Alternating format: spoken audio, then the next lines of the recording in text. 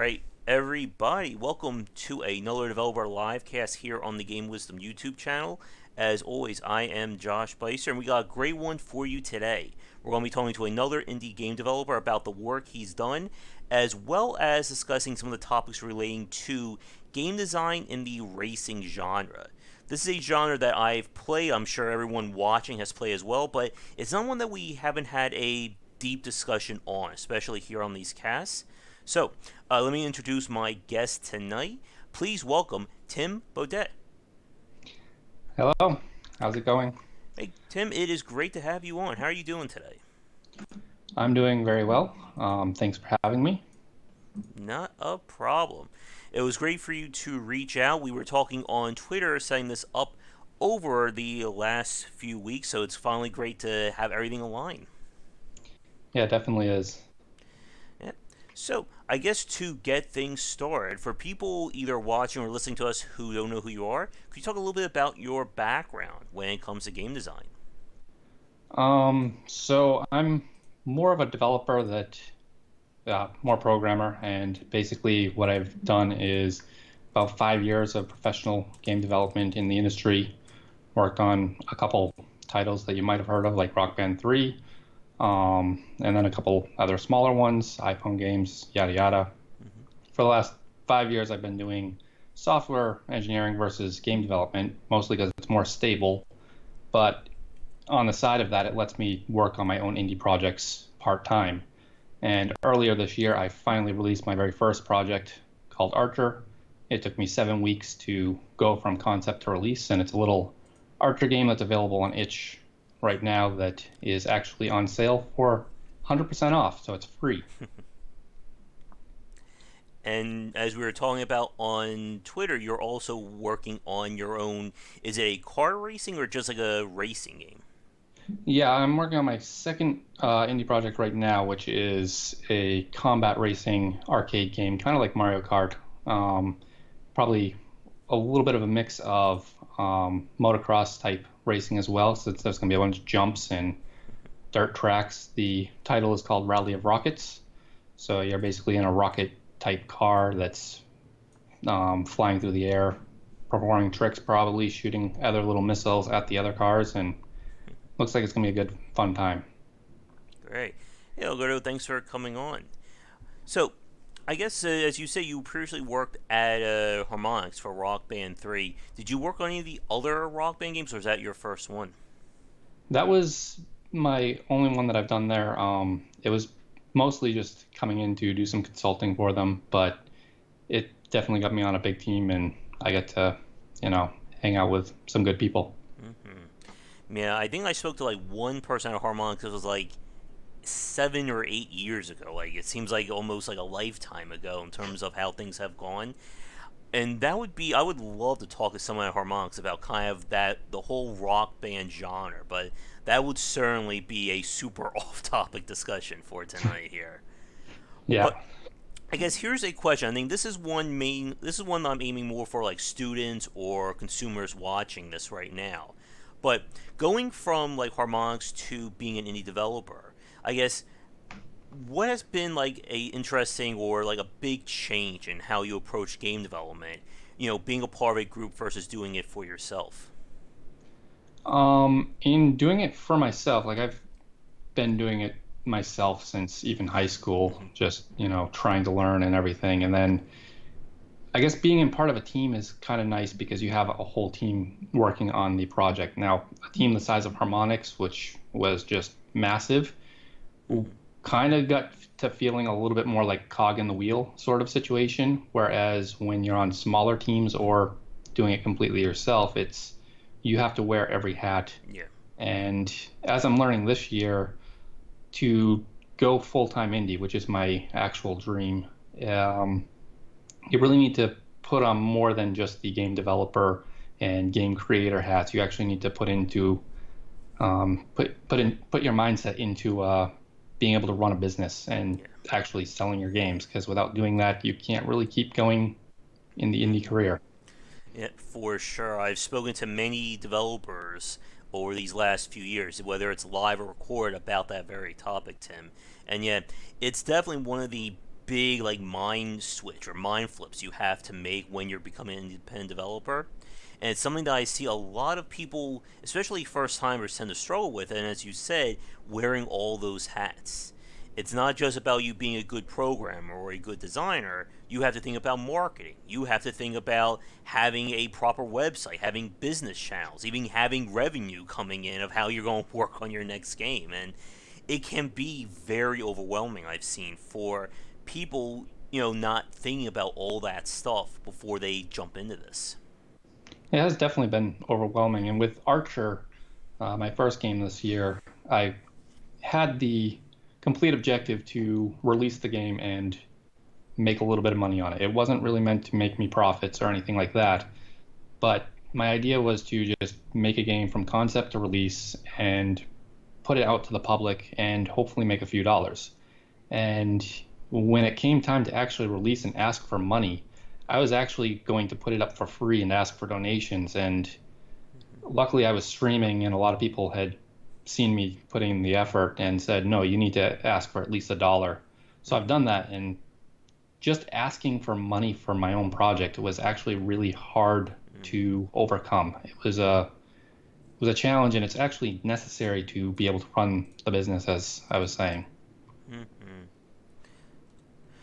Yeah, Noctem, you can put a link in. It may or may not come up. YouTube is a little weird about linking, but you can try that. And if it doesn't work, Tim, if you want to send me the link on Skype or on Twitter, I'll post it in there, and I'll also include a link to it when this gets recorded. Sure.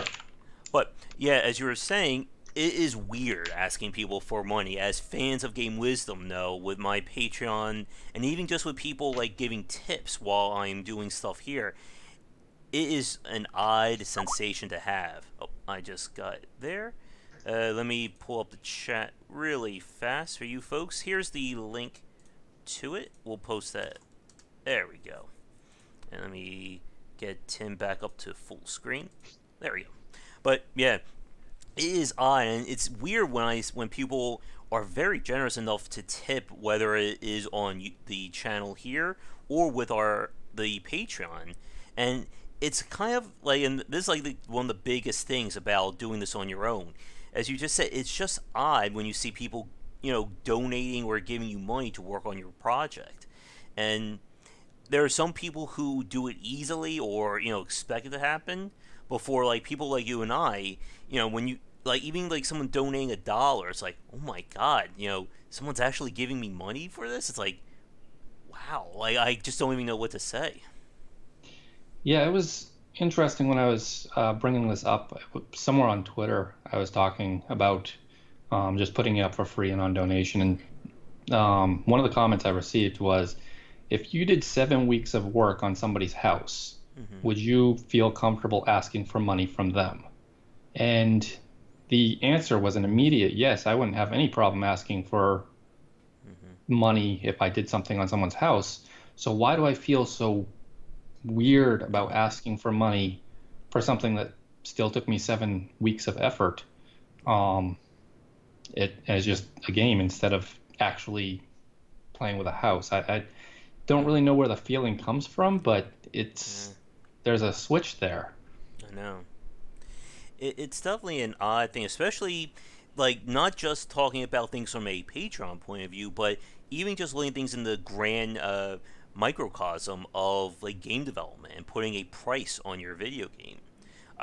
Again, this is another topic for fans of Game Wisdom. We have spent many hours discussing, and it really is tricky to put a price on a game because the consumer never really sees the full extent of your work. Now, for people like you, I know there are other game developers who stream their work while they're doing it. You can kind of see behind the curtain there. But for the vast majority of consumers, all they see is, your store page on Steam, each IO, whatever, and they don't know that you've spent, whether it's 3 months on a game or 5 years on it. All they see is whatever you have on that page. Yeah, and it definitely also from their perspective is they're comparing against every other game. Mm-hmm. And I mean, to some degree, it's my own fault for doing my own engines and frameworks, but you get compared to someone using Unity that is able to just put in some, like, I don't want to say low effort, because making a game with whatever tool set you're using is going to be ridiculously challenging. But when you're doing it with your own frameworks, it's kind of a much harder challenge. Hmm. And so I've kind of get compared to, why don't you just use all these tools? And it's because I like the flow, but the game is going to be smaller than what somebody could probably create in the same amount of time with Unity if they had a good understanding of it. Hmm. And as you said, with your software engineering background, do you work with any custom? I'm sorry, do you work with any commercial engines, or do you build everything yourself? I pretty much build everything myself, which is sort of the thing that's taking me a long time to get my indie career even moving. I think I'm at a point where my frameworks and engines are ready to be used at making games. That's where Archer came from this earlier this year, and Rally of Rockets coming from in summer. Some pieces I'm actually working out on Rally of Rockets is actually the networking for the online multiplayer.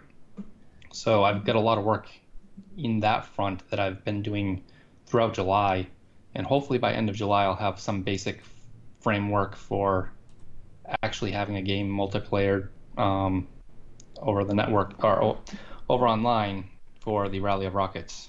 Yeah. If we have time tonight, Tim, I definitely want to spend a few minutes talking to you about that kind of work into building the multiplayer architecture for your game, because that, for a lot of people, I have fans of Game Wisdom, and we made that joke about someone saying, multiplayer only takes a weekend to make, like that famous thing on Twitter.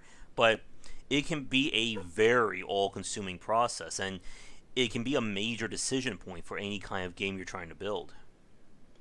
Yeah, I've kind of made the decision with Rally of Rockets that it's got to be multiplayer, which is kind of going to be challenging because that's going to make it only fun if it actually has a player base.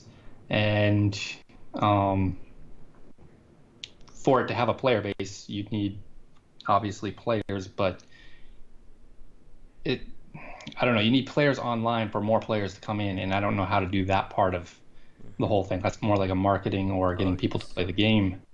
That's going to Mm. be just a big trick to figure out. Oh, for sure. Again, people watching us who are fans of gameism know we've certainly have spoken about the double-edged sword of a multiplayer game like that, and it can be the icing on the cake for a game, or it can just kill a game if you can't get that community from the offset. Yeah, hopefully we can get a bit of a community going, and then the players can find players to keep playing with them and build up the base real quick. Have you done any open or private playtesting yet, Tim? Not yet. I mean, I've done a little bit of like alpha builds of what I've got playable, but it's not really in any state that's like a Mm-hmm. game. Mm-hmm. So it's only been to people that's actually watched the stream. I do hope to have by the end of July something where I can do an open race night every week, Mm-hmm. to show off what features have come out during that week, and hopefully start building up that community, as well as, use it as a playtest session for finding bugs or other things to improve upon. And if I do that, the community can then really put in some input about where the game should go. I'm kind of open to some suggestions on that. Yeah. Got a few questions from Oscar in chat for you. Have you took notes on the open development slash streaming from the guys of Lambier? If not, which developers who do open development do you take inspiration from, if any? And how has been the experience of streaming your development? My inspiration for streaming games actually, it doesn't come from Lambert or really anyone that's doing open development. It came from me just working on a project, and somebody had wanted to see what the project was looking like, and streaming was the easiest way to show them. It wasn't really me streaming my development at first. And then I do a lot of sim racing, so I started streaming that. And it kind of, I started seeing some good signs from streaming the initial project that I kept fostering into this community. and a lot of my viewers tend to help me out. They either see mistakes that I've made, or they just have better documentation looking skills that I don't yet possess, so they can kind of answer questions that I have before I can actually search it out. And that's really what keeps me going, is I'm sharing my efforts, both good and bad. Like even on the bad days, I'm still going to stream it and show people the real game development process, instead of glossing over and saying I'll deal with this later and cut off to something that is nice and flowery and good to look at.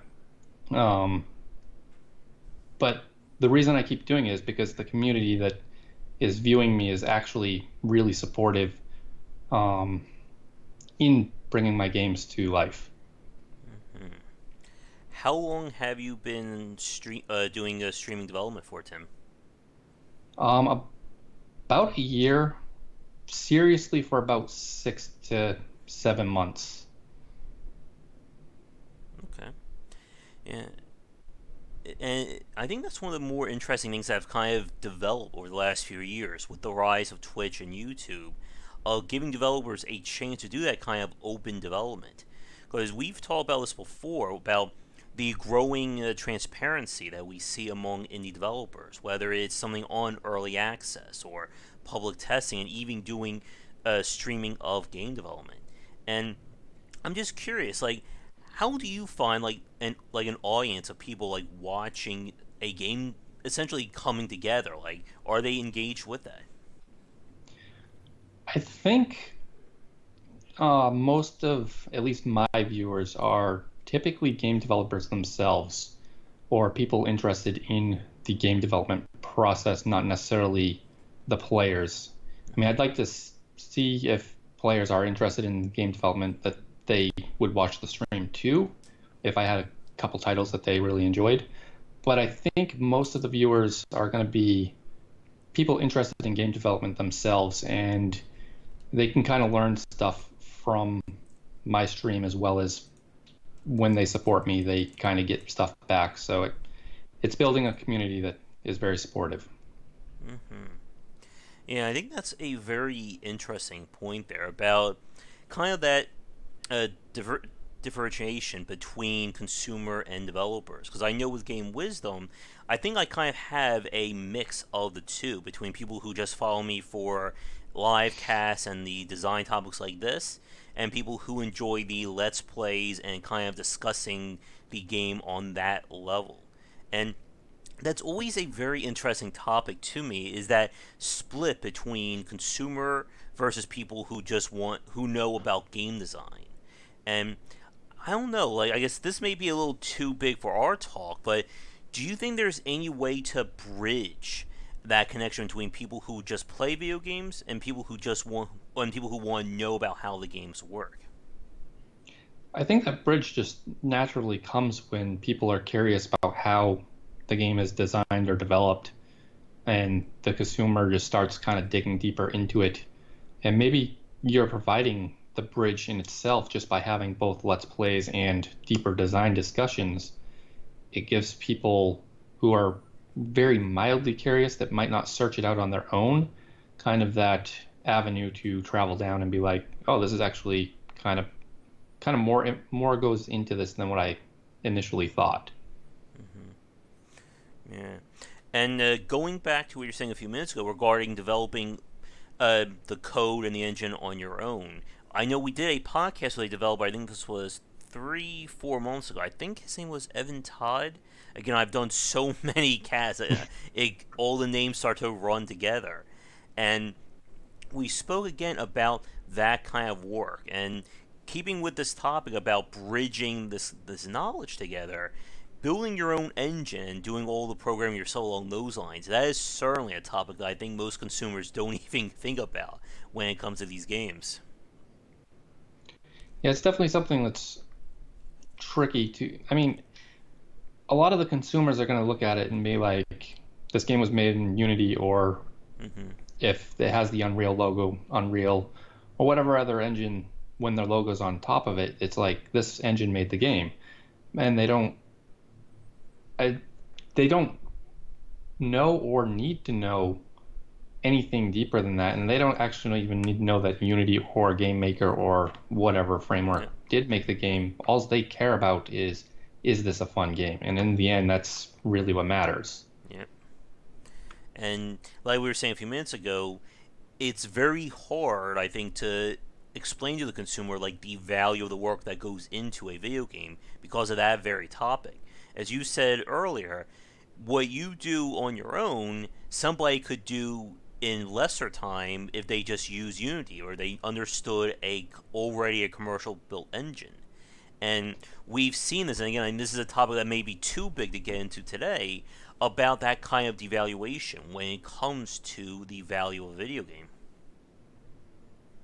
Yeah, I've definitely got a lot of viewers that do suggest why don't you just use Unity or another engine? And it it is a tricky conversation because when I take a step back and look at it from running the indie business, using Unity or something already made is kind of a no-brainer.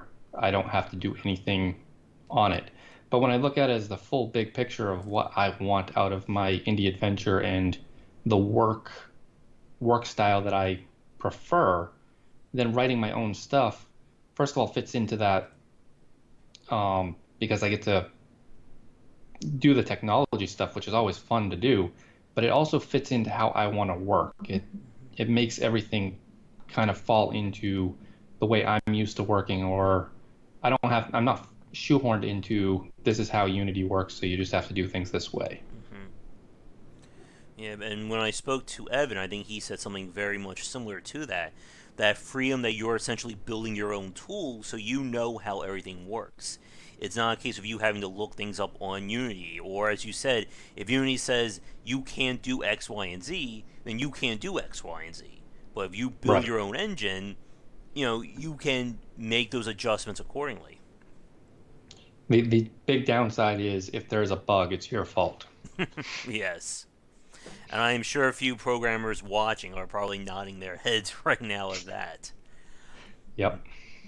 Now, taking this back to design, then, let me just do a quick time check because whenever we get on these little discussions, all of a sudden time just disappears on us.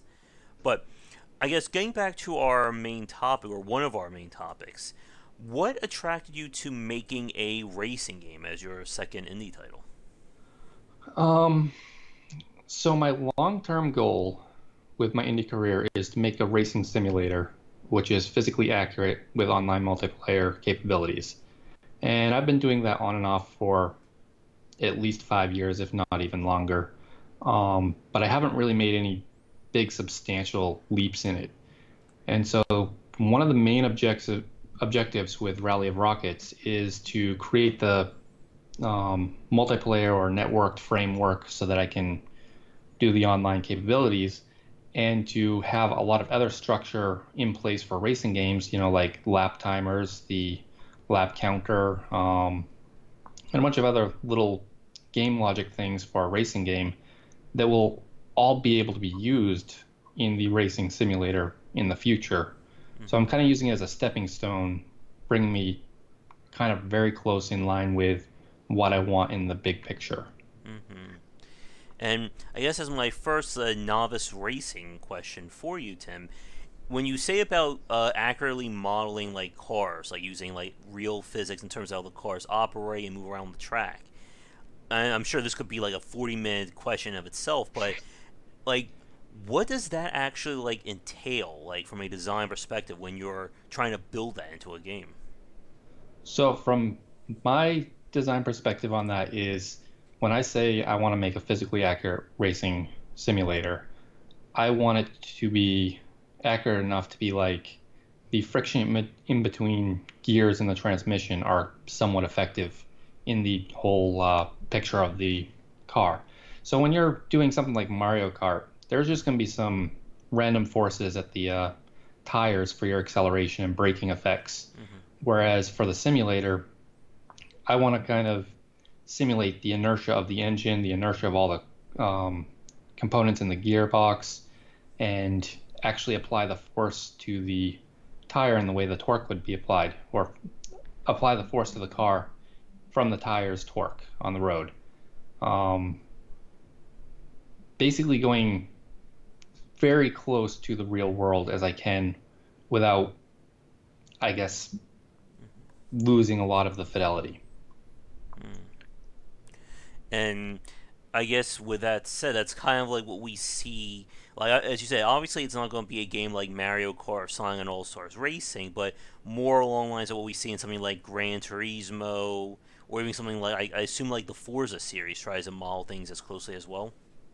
I would, it's closer to those than Mario Kart by far, but I would say it's even a step further than that to the level of like iRacing and Live for Speed, which a lot of people probably don't know about because it's kind of a niche thing for simulation racing. These are games that don't really have too much for driver aids. Like when you go into a corner, you actually have to brake and make sure you hit the corner. You can't just kind of take it at 80 or 100 miles an hour when it's a tight corner.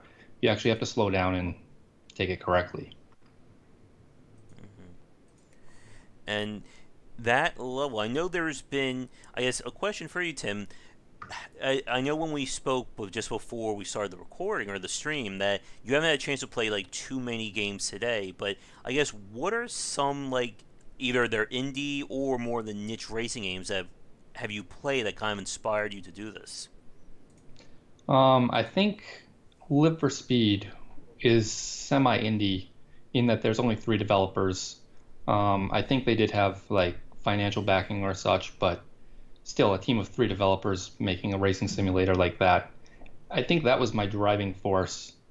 But if you want to take it back even further, it really isn't an indie game. But the real inspiration was Viper Racing back in like 1998 when I was playing on the keyboard. They had a simulation mode, and I'm not going to say that that's physically accurate because it definitely isn't, but it was much closer to physically accurate than what the arcade mode was, and it's kind of what stemmed my idea and drive to learn about the physics of racing and really want to create my own simulator to get as accurate as I can. Hmm.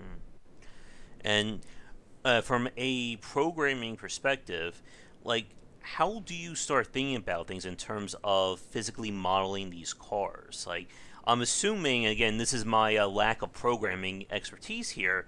I'm assuming it's more foreign something about there. It's I'm assuming it's more than just taking some numbers from like another game and putting in how gravity works, how acceleration works. Like what kind of like work actually goes into trying to get this as real world or as realistic as you can? That's a problem I'm still working on trying to solve. Um, yeah, it's going to be a lot of math learning, and I'm still in the process of that. This in 2017, I was working on a drivetrain simulation, which was literally just doing the a fake engine force down to the tires on the road, and that took me 3.5 months before I decided to put that on pause for a little bit. And that's kind of the approach this year with Rally of Rockets is to build up other pieces of the racing simulator without really taking that deep dive into the physics until I have other things working. Mm-hmm. I guess along those lines, Tim, like, and I'm sure you've thought about this for many hours. Like, where do you start when it comes to like building a game like this? Like, what's like a step one like on your to do list? So the step one, I don't know. I've tried several times in the last 5 or so years, and I I've kind of tried different tactics. I've tried starting with the car falling to the ground. That wasn't working out so well. I've tried simulating the drivetrain as I did last year. I started with the tires at one point. So I think this round is basically trying to start with something that will be close to an overall game shell and then add physics to that is my new approach. Mm. Yeah, and again, as we said, one of the nightmares when it comes to indie game development is that you're basically doing it all on your own, and it can be very hard to, again, know just how to build these games out, like where your focus should be. Because I am sure for any developers watching this right now, I'm sure they've, of course, ran into issues where they have to decide, do I keep working on something or do I scrap it and try another approach? Yeah, I've definitely been over the last 2 years or so trying to build up small pieces of it. So like the drivetrain thing I'm talking about is a piece that no matter what point I get to, I'm going to be able to use that code in the simulator, because it's just a small component that I can work off separately, and it doesn't depend on other pieces. And I've been trying to take bite-sized pieces like that when I'm doing the complex things, so that if it's not completely finished, it can be working in whatever state it's in, but I can always come back to it. And Hmm. it's definitely a trick, for indie developers that, like me, are not full time, because I mean I have a full time job and then part time indie. So it's only been the last 8 or 9 months that I've been seriously focused on my indie adventure, and I've made a schedule for myself every morning. 3 hours of the morning I work on my indie adventure basically, and I do this before work. And before I was doing that, I would constantly lose focus, as you were mentioning, and I'd go off on these little tangents that wound up not useful. So it is definitely hard to stay focused on things. Hmm. Now, with the racing genre as a whole, I guess what made you fall in love with the genre to the point that you wanted to pursue this as your own game? I'm not really sure why I have this passion for the physics of racing. I kind of associate it with that game, Viper Racing, but I'm not 100% sure that's where it's from. And growing up, I never really watched racing on TV or went to the races very often, but it's always been there as long as I can remember. Like I've always been interested in the physics of racing, and especially like the dynamics of the car going around a corner at speed. Hmm. Like for myself, I've watched a lot of shows on TV about like building cars or restoring cars, and it's definitely a fascinating thing. Even though I will probably never be driving any of those cars in my life. Yeah, it's definitely interesting. I actually bought a Miata in hopes to take it to the racetrack, and I've yet to actually take it to the racetrack, but someday I will. Okay. Now, going back to racing design, I just want to get your thoughts on a few topics, just regarding like the gameplay itself, and then we'll probably talk about the multiplayer architecture as well. As a quick time check, we're about 35 minutes in. For you folks watching us live right now, we're going to try and shoot for, I would say, an hour to an hour and 15, like as a good soft stop point. And if you have any questions for Tim regarding indie development, racing design, or anything like that, be sure to get them in on the comments there. But as we've said, the actual racing genre certainly has a wide berth to it, with everything from the high end with games like Gran Turismo, the title you mentioned, Viper Racing, and even stuff like we've said in terms of arcade design with Mario Kart and so on. And in terms of building the game out like that, I guess, have you given any thoughts to stuff like course layouts or how you're designing the courses of your game? As far as the courses for Rally of Rockets, I'm just gonna toss in something that looks kind of like motocross tracks because I want them to be kind of jumpy. And I mean, I haven't really thought of exactly how I want them laid out, but just a bunch of jumps and little bumps and obstacles for the rocket cars to be navigating around to basically compete for the best time. And when it comes to the simulator part, I don't think I'm going to be using real world tracks for copyright or name issues and that sort of stuff. But I'm definitely going to be looking at the real world tracks for specific corners, see how those corners were designed, how and why they may go off camber or what bumps are in them. Hmm. That way I can actually design courses that are somewhat similar to real life, even though they'll be probably fantasy tracks. And I'm assuming from a IP standpoint, you're not going to be using real world cars or real world names of parts. In do you say a Rally Rocket or what was the name of Yeah, the? Rally of Rockets is the Right. combat Okay. racer, and the racing sim is definitely unnamed at the moment because it needs to get a lot further in development. But yeah, I'm not going to use any real name parts in that because of the IP, as you're mentioning. Um, it would be nice, but that requires some serious money on some front, at least some backing of lawyers and um, contracts in place with the companies that you're using names of if you're going to do that. Hmm. And let's see. That'll be interesting. Janusz Vega is saying, speaking of racing games, I think the idea of survival, horror, and driving is brilliant. That's definitely an interesting one. I guess that's actually gives me a really good tangent, or somewhat tangent.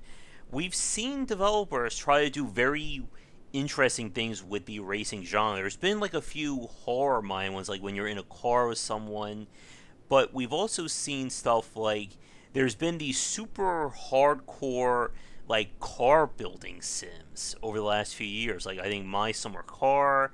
I know Oscar and Chad will probably post the other one that I keep forgetting. Have you ever looked at or know of those games, Tim? I haven't actually played them, but I have definitely like I know the titles and I know what you're talking about with them. I don't think that I would go that route with mine just because that's a different type of Yeah. niche that they're aiming for. It is definitely interesting to be able to take all of the car apart in a game and then put it back together. That does sound intriguing. Oscar in chat's asking, is Rally Rockets out or close to be? It's still in development and I mean, it's got an alpha build out, but it's got a lot longer to go. I'm hoping to release it by end of September. That date can definitely be pushed back if needed, but that's the hopeful date right now. Hmm. And he's also asking, have you played Death Rally? I have heard of it. I have not played it. Now, another aspect that I want to touch on is you said that for what you're, and I'm assuming as you said with Rally Rockets, it's going to be more of a arcadey side of things. With like you said, you can like shoot other cars, do stuff like that. Do you see? Oh, I'll put that in chat in a second. Do you see like when you go for like the full simulation or as full as you can get? Do you see yourself having like those kinds of arcade elements to it, or do you think that those are just two different worlds, like they can't really fit together? I feel like they're two separate worlds, but I also don't see why I couldn't kind of do a hybrid of them. I mean, it wouldn't fit in my big goal dream, like my dream project, Mm-hmm. but it could definitely be a spin-off to have like a fairly realistic sort of combat shooter, um, or racer. Yeah, one thing that has come up in a few of the of our live streams that we've done here on the channel has been remembering games like Twisted Metal in terms of Yep. like kind of battle arena kind of combat. And while we haven't really seen too many of those, I guess have you played any of the Twisted Metal games yourself? I did when I was much younger. And actually that was one thing that I've had a couple viewers mentioning on my stream was having some form of arena based level. And I think that's out of the scope for Rally of Rockets based on my time, and it's a pretty quick development cycle. I've only got 4 months allocated for it Mm-hmm. if I can actually reach that. But I do think it would be kind of neat to have a realistic, like semi-realistic physics on that combat type style in an arena, twisted metal like you're in maybe parking garages, jumping between them, and yeah, that could be kind of fun. Mm-hmm. Of course, everyone loves to see cars battle each other like that. I guess here's another bit of a racing, I guess, tangent question for you. Are there any non sim heavy racing games that you've enjoyed in the past? Besides, of course, Swiss and Mel, as we just said. There was one that springs to mind was I think it was called Penny Racers on the N64. Hmm. Not 100% sure that that was the name, but it's kind of a combat like racer, sort of along the lines of Mario Kart. Obviously, Mario Kart was one.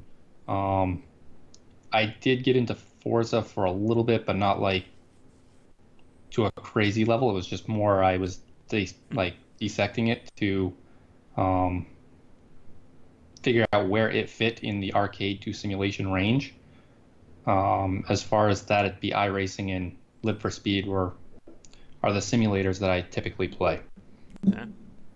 Now, speaking about breaking down the racing genre, I think this could even be its own cast in of itself. But from what you've done and things that you've been working on, like how do you, I guess, examine a racing game? Like in your mind, like what makes a good racer compared to a lesser one?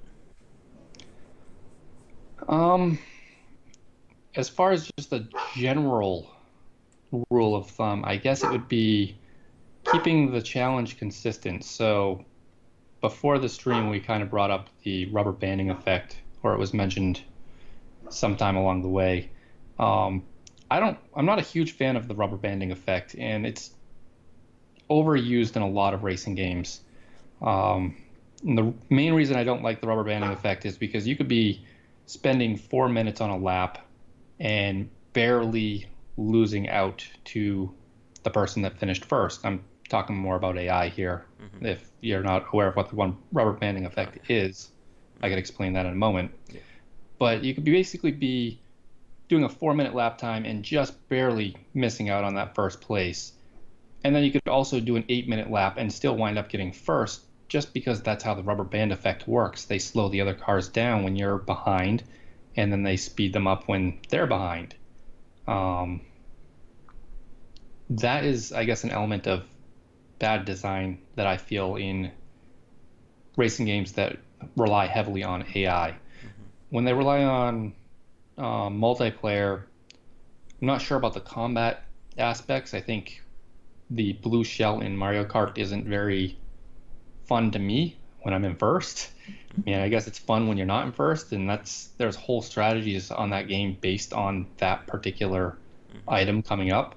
Um, it's yeah, I'm a little bit lost on that particular side. It just with multiplayer, I like to see fairness in the sim or even the arcade racer. I don't want to see random chance make someone lose. I want that to be skill based. Mm-hmm. Yeah, the blue shell debate is definitely a long-standing one in terms of game development, and yeah, it's tricky when because we've seen both sides of the debate. There are people who feel like it's a great catch-up mechanic for lesser skilled players, but in the same breath, though, it's basically taking your racing game and putting an RNG factor as to what happens at the end. And as you said, it can be very frustrating, especially among skill-based games, to kind of have skill get thrown out the window just because somebody in last place got really lucky with an item pickup on the very last lap. Yeah, that is where I stand on that. Is the racing should be skill based. I think that items like the blue shell and combat racers in general do have their place. It just once you start adding those, it feels less like a racing game to me and more like a, um, I guess, more like a combatish style with a secondary. Mm-hmm. I mean, it's kind of your primary goal still, but the secondary goal of getting your car across the finish line as quick as you can. Um, it's hard to say. Mm-hmm. And I want to go back to rubber banding AI in a second. But one thing that I wanted to bring up, and I'll get to your question, Mike, in a minute before I forget this. But I wanted to get your thoughts on this idea of the quote unquote car PG that we're seeing a lot of AAA studios kind of work on. And for those of you watching or listening and don't know what we're referring to, these are games where instead of you just racing around, there's more of an open world aspect to the game, and your car kind of levels up based on completing races or putting in higher quality parts. And this is where kind of like the idea of a car RPG comes into play, where there's less, or while you're still driving and you're racing from point to point B, there's definitely in this aspect of it. If you don't have, let's say, gray enough tires, or your engine isn't at level 5, you're going to be a much harder spot to finish this race within the parameters compared to, let's say, someone who has done a lot of extra races and they're, I don't even know, what do we say, like a car level. Let's say it's like car level 7 or 8 or stuff like that. That's kind of funny. It's the first time I've heard of that called car PG, but it definitely works. And I think it can be done well for a game setting. There's been a couple Need for Speeds that's done this sort of thing. You upgrade your car over time, and when the first couple races you get into, you really can't do all that much because your car isn't as good. And then as you upgrade it, it gets better and better and easier Mm-hmm. to complete your objectives and such. So I do think it works in a game setting, but as far as like um, as far as the simulator type setting that I'm after, it wouldn't fit into that because it would allow people to have unfair advantages just based on how much upgraded their car actually is compared to others. So in the simulator type setting, you need to start on a fair plate. Everyone has the same car with the same options in that car. Um, there's no reason to give somebody a booster button just because they've either played more or Mm-hmm. won more races sort of thing. Yeah. And it also adds in that kind of RPG abstraction that kind of gets in the way of a heavily physics modeled design. Yep. Now, we'll get to Mike's question, I think, after this, because I just want to quickly get back to rubber banding AI, because that was the last thing we had for right now, and then we'll probably move on. I'm sure other questions will come up. But when it comes to rubber banding I want to get your thoughts on this. And again, for people watching who don't know what we're referring to, rubber banding AI is the idea that, or it's a mechanic where cars that aren't, basically the AI will drive better or worse depending on what the player's position is. So if I'm in 8th place, the AI may get into more crashes or it may not drive at full speed. And it will kind of give that illusion that you're going to be able to catch up. But then once you're in first place, you may get into cases where all of a sudden this car that was way behind will all of a sudden get really, really fast. Or they'll be able to get around turns better. And the developers see this as a way of keeping the race, high tense from beginning to end. But it can also be a very polarizing topic, especially as you said, when it comes to skill winning or losing a race. Yeah, it's definitely a challenge on the developers of a racing game when you're creating it for general consumption, I guess. Um, because you have people of various skill levels. You could have a 10-year-old or somebody that's like Mm-hmm. super good at the game, and you need to kind of accommodate both levels. But how do you do that without having, like, even if you just have easy, medium, and hard settings and the cars go faster in each of those settings, it doesn't really accommodate everybody. There's going to be giant skill gaps in between there. And that's what rubber band is solving. I think the big problems with rubber banding is it tends to be overused because it solves that problem too well, and I think people have stopped looking really at other solutions because there's got to be something better than rubber banding.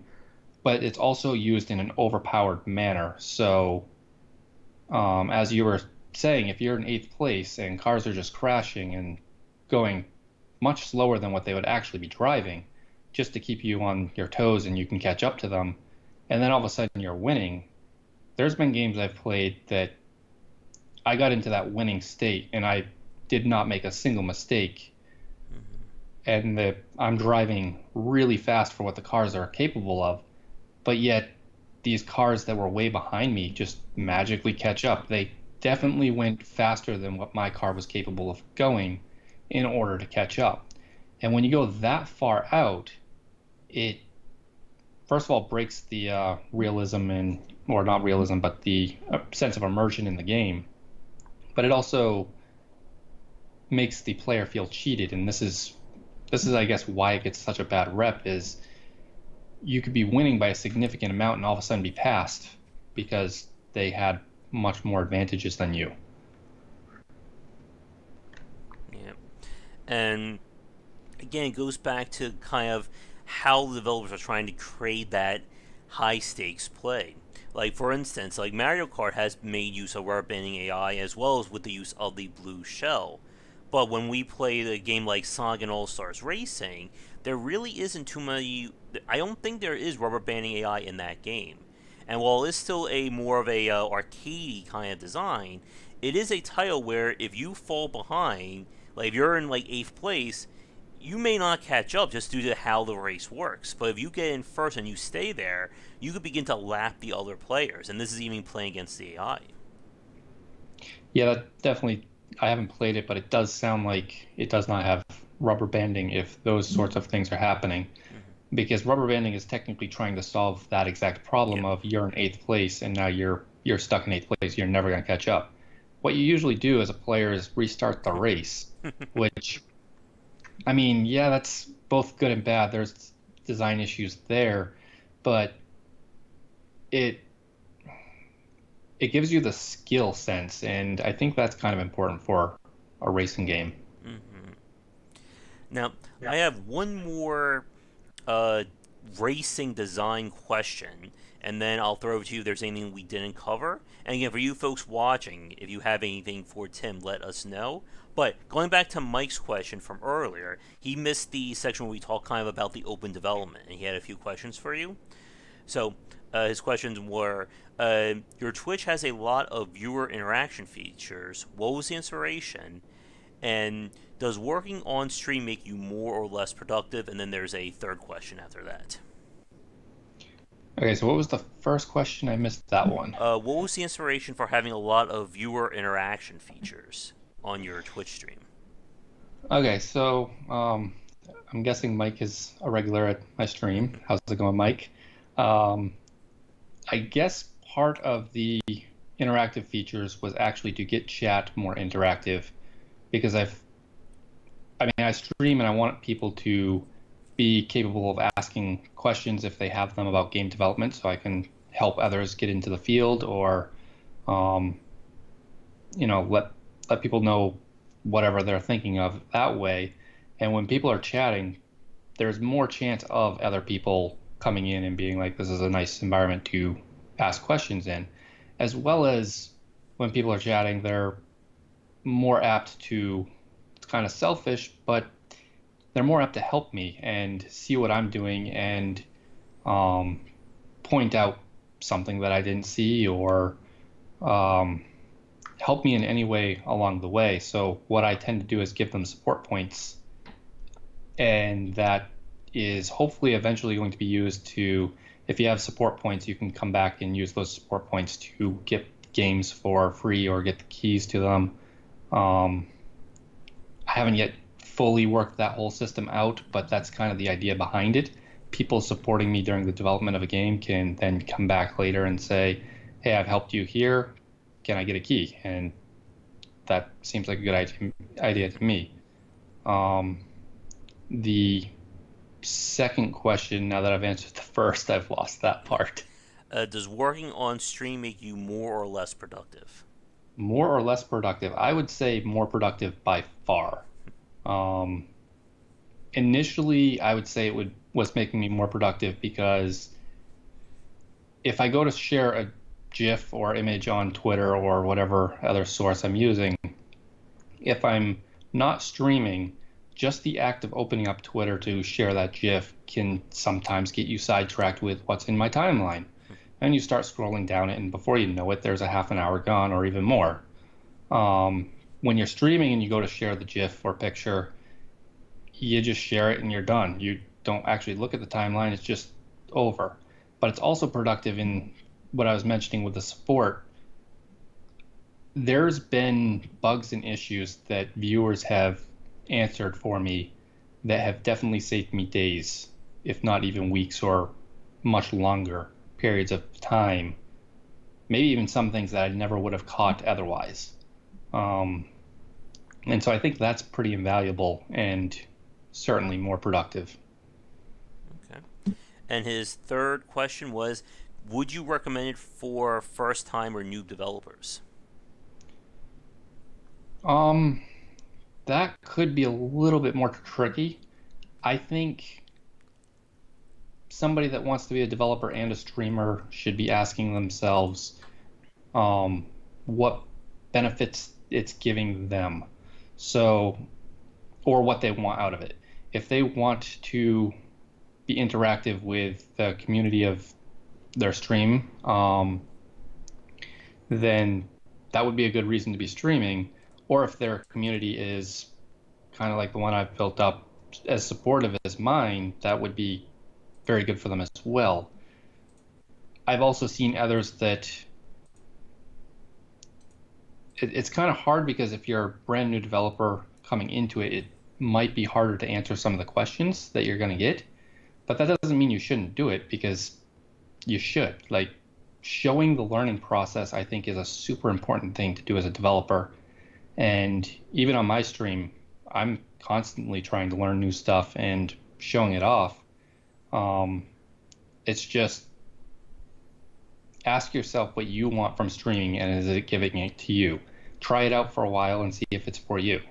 Um, as far as streaming advice goes, I'd like to just give one tidbit out there.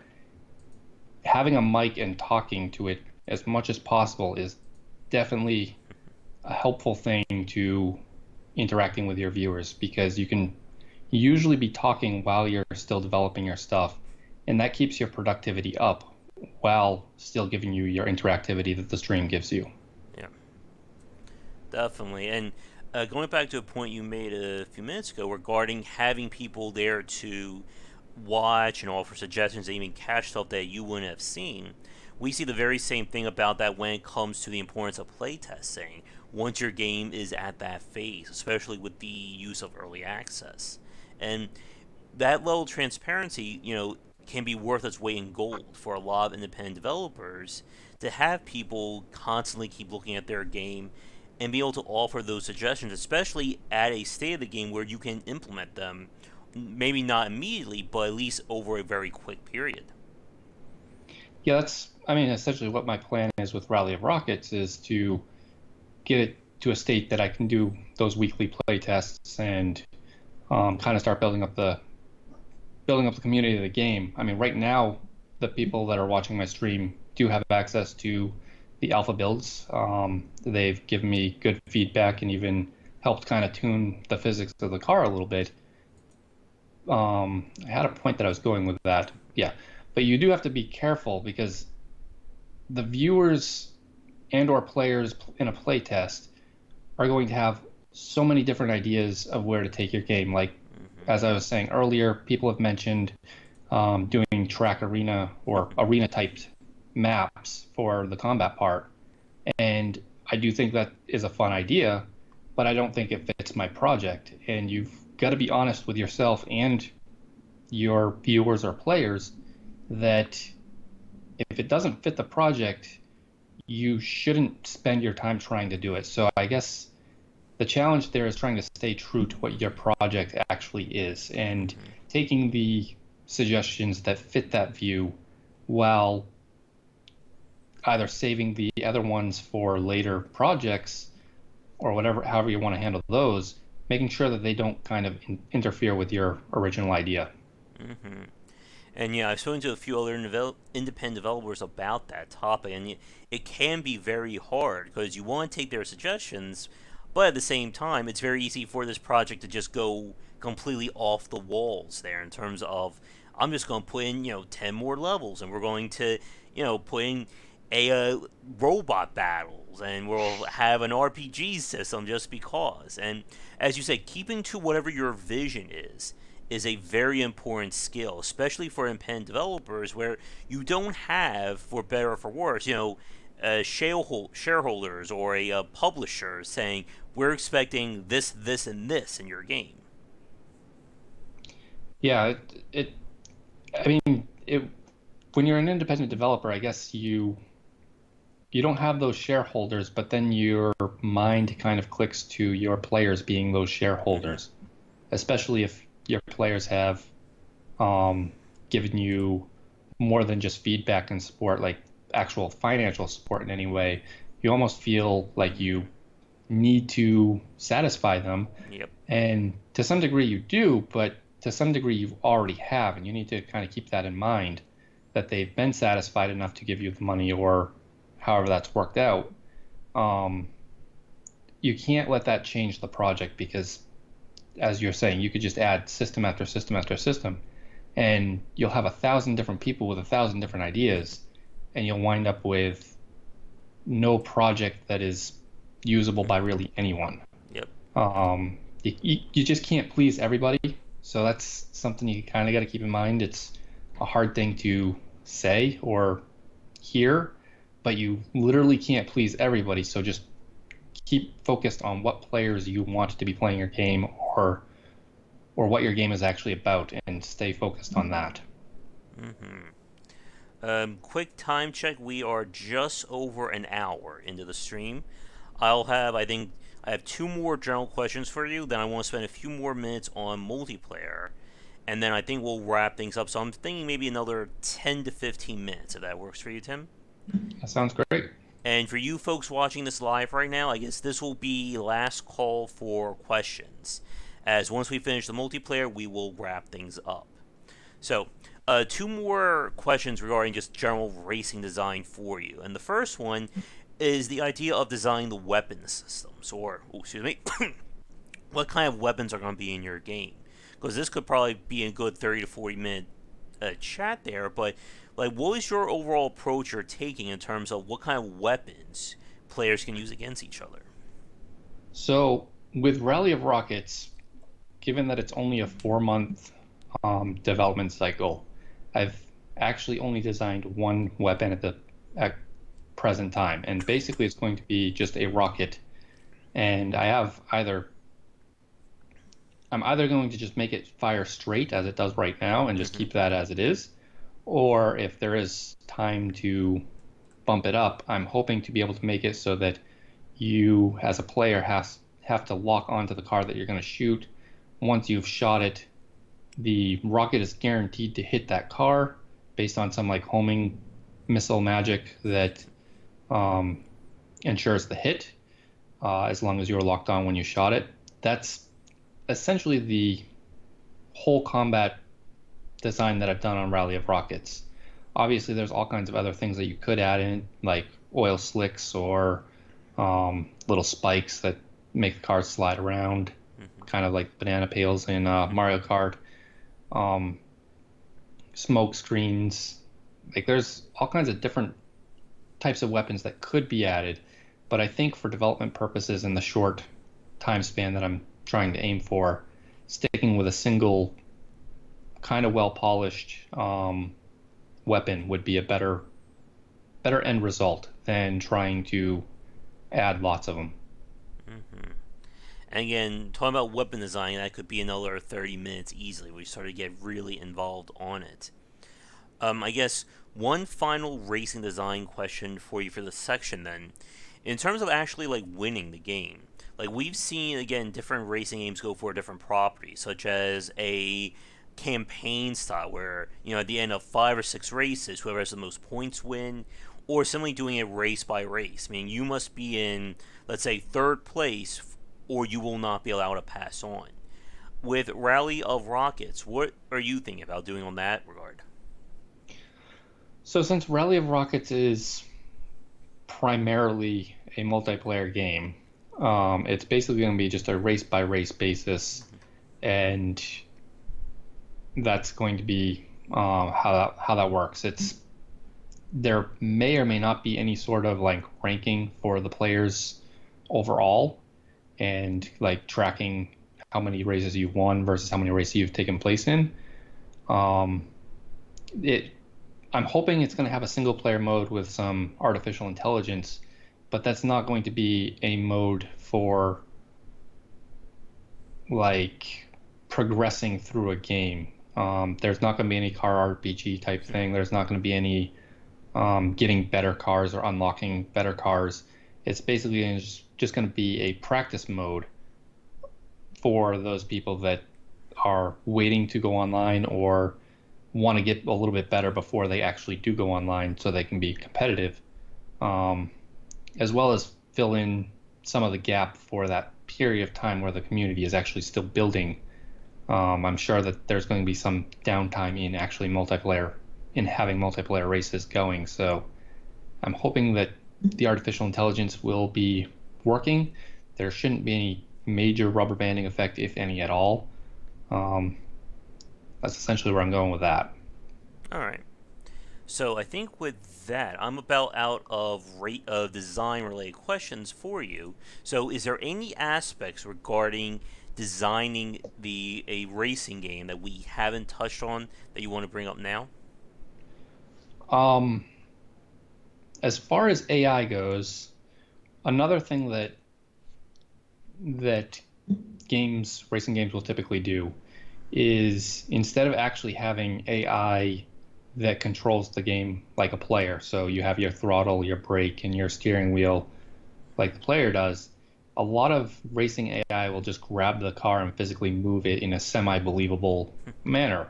So it kind of looks like it's physically accurate, but it's not actually running through the same physics. And I kind of view this on the same line of the rubber banding. In fact, this is often how rubber banding is implemented because you can't just make the car go faster than the physics allows. Um, it You can really notice it in kind of multiplayer games that allow AI to be kind of in the same track environment based on touching another car. If you touch a AI car, they're very likely to have an instant reaction to the touch and not even spin at all. Versus if you touch another player, that car is likely to spin because they weren't expecting that to happen. And human reaction time is not as quick as the artificial intelligence usually. Um, that's just, I guess, something to point out is that sometimes the artificial intelligence isn't always manipulating things the same way the player is. Hmm. I think I've seen it on a few games where you hit the car and just like it's kind of like you have to like even if you like ram directly into the car, it's not knocking it off course. It may just get pushed slightly, but then will immediately correct itself and go back to its original path. Yeah, it almost acts like a moving wall. Yeah. And in those games, you can tend to use them as moving walls to get around the corners a little bit faster. Hmm. So, again, we could probably spend another 30, 40 minutes talking about these kinds of topics, but I know you have to get going in a few minutes. And, again, who knows how long we could just sit here and chat about this stuff. But let me just Exactly. see here. Yeah. And, again, like when we talk about the AI of games like this, it can be very tricky when you're trying to build a game around whether skill's the factor or if you want the AI to kind of create that illusion that it's going to be a tight race.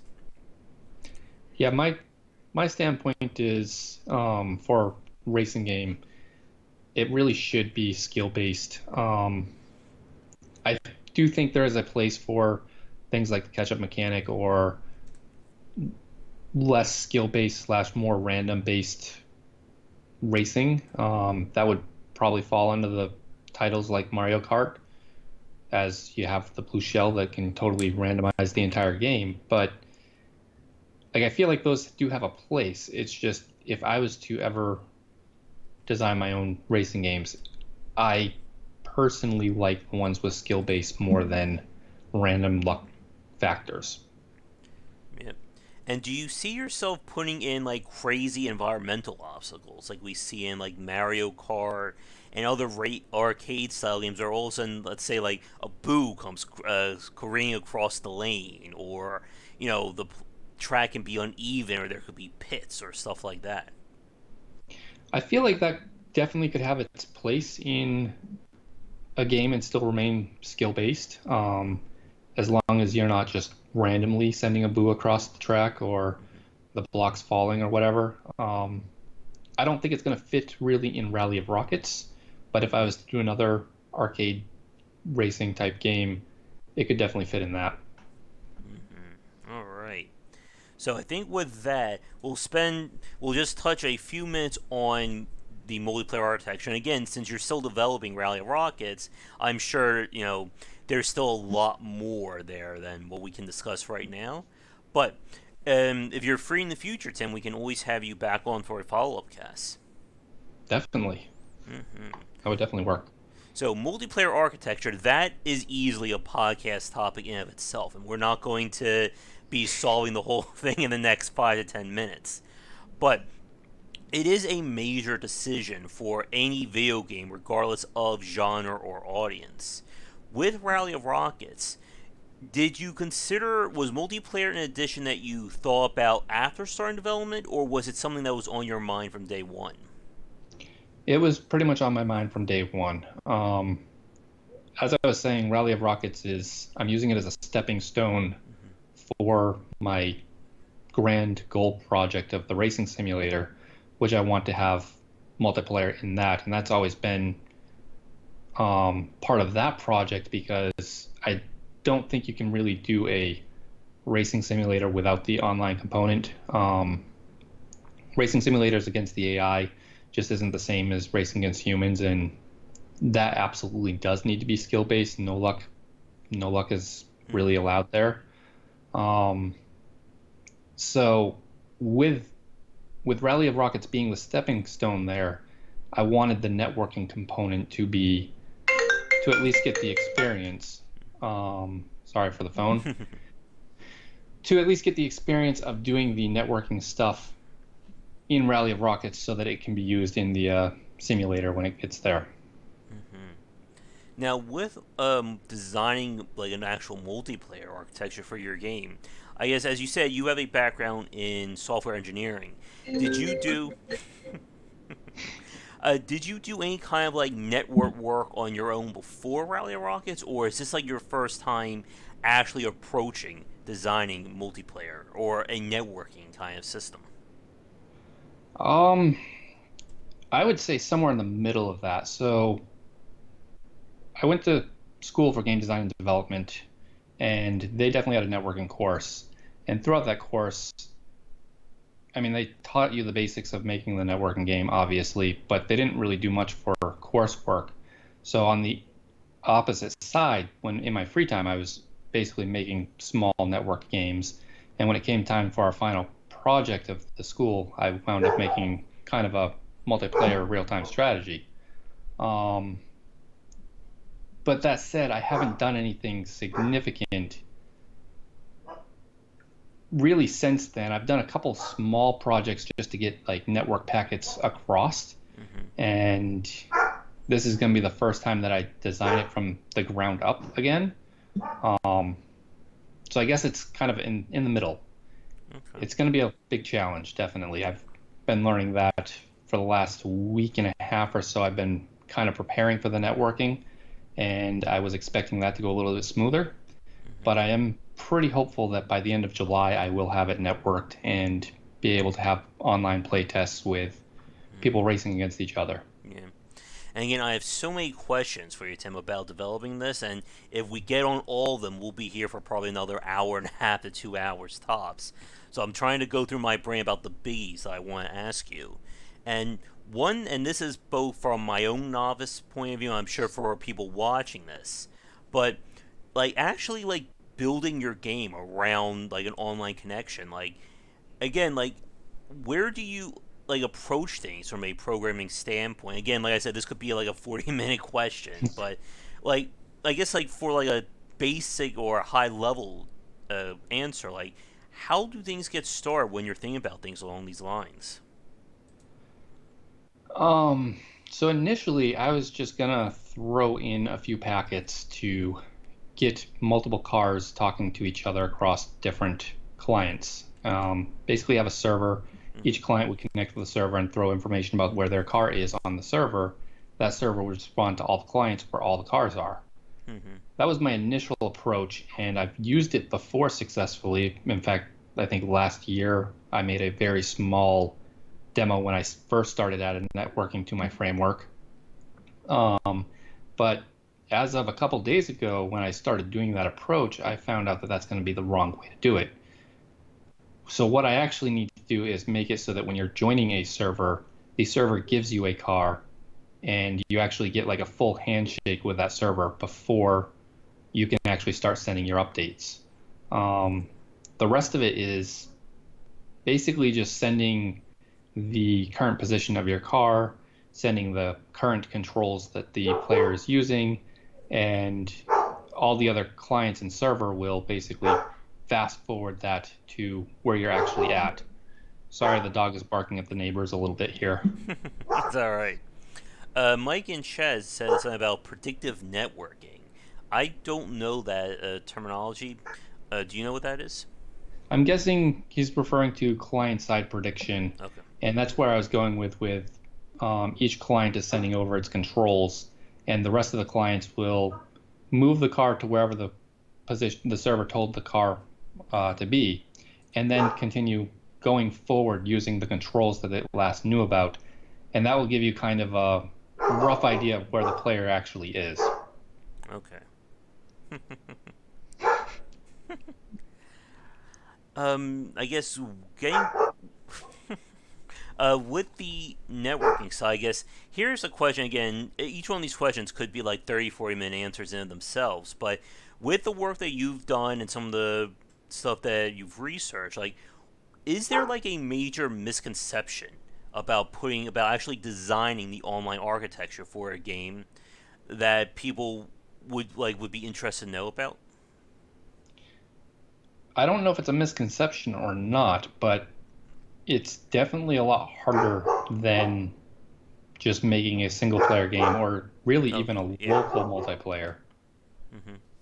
Hmm. Um, so yeah, it's a lot more tricky. There's a lot more involved in it. You have to make sure like you can't trust the clients. So if if a player is connecting to a server, you can't trust the information that player's sending the server. The server actually has to verify that things are correct. And Um, otherwise, the player could just run some cheat engine that says, "Oh, my car is over here now." It doesn't matter if the game actually thinks it's there. That's where I am, and the server needs to verify that that's correct. Otherwise, you can get cars going much faster than they're actually allowed to. Hmm.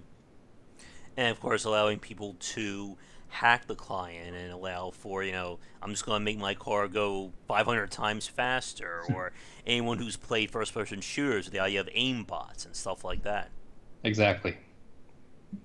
Let me see. Like, again, I know we are over time, and if I wanted to, if we had that ability, we could spend another 40, 50 minutes on this. So I think, and again, since you're still developing Rally Rockets, it's still too early to be talking a lot about, how things have been finalized. So I think with that, we'll probably wrap things up, begin to wrap them up for here, and the dogs are barking. I think that's a good sign as well. But, oh, go ahead. Yeah, I was thinking that maybe wrapping it up for the dog was maybe going to be a good idea because he doesn't seem like he's stopping anytime Yeah. soon.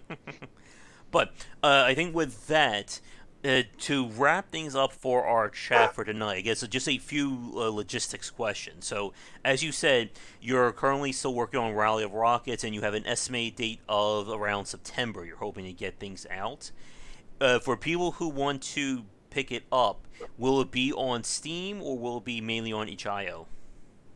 It's going to be on both. Okay. At least that's the plan right now. Okay.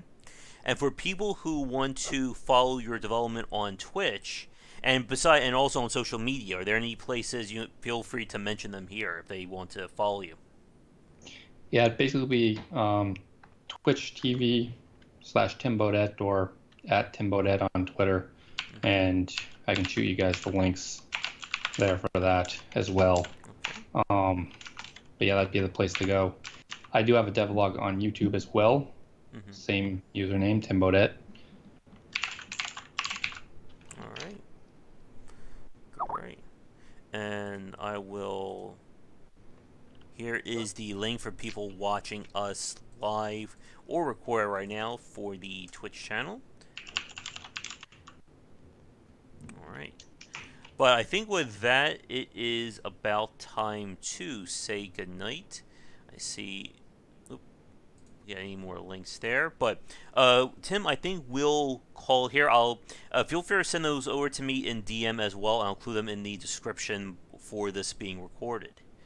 But if you wouldn't mind hanging on Skype for like 1 minute after we say goodbye, just have a quick post chat questions for you. But Sure. I think with that said, to end the cast on, do you have any final thoughts or anything you'd like to say to the fans before we say goodnight? Um, I guess if you're a game developer or aspiring game designer, just keep at it. You'll get there. It's definitely a long road. Um, I failed a lot before I actually got anywhere. Mm, I'm still failing a lot. me too, I'm just there. hoping that eventually I can get somewhere that I want to be. All right. Great words to end on, Tim. Thank you so much for coming on. The best of luck with the rest of Rally Rockets, as well as your unannounced, or I guess unnamed, more ambitious title in the future. Thank you very much. Thanks for having me. Not a problem. So, for you folks watching this live or recorded, we're going to end things here. Be sure to check out Tim on Twitch at the links mentioned, and for you watching this recorded, at the links down below. But for those of you watching me right now, I'll be back on later tonight for our regular Let's Play stream. And if you're watching this recorded right now and would like to get this talk ad-free and early, be sure to check out patreon.com/gwbicer. Anyone who donates $5 or more a month will get all of our design talks like that. But again, Tim, it has been a pleasure hanging out with you, and hopefully we can do this again in the future. Absolutely. All right. So, folks, have a great rest of the evening. I will see you later tonight. I'm sure a few of you will be seeing Tim. I guess one last thing. When do you do your Twitch streaming? Yes, I should probably mention that from time to time. I do it every morning, every day, 6 a.m. to 9 a.m. Eastern, usually longer on the weekends. This particular weekend coming up is probably not happening though. So it's most weekends is longer and every morning, 6 a.m. to 9 a.m. Eastern. All right. So, for you early birds out there, be sure to wake up and, I guess, get some open game development fix there. But that is going to do it for us for tonight. So, again, thanks for tuning in. Check out Tim. And, again, let's hope we can do this again in the future. Yep, All right. definitely. All right. So, folks, have a great night, and I will see you guys later.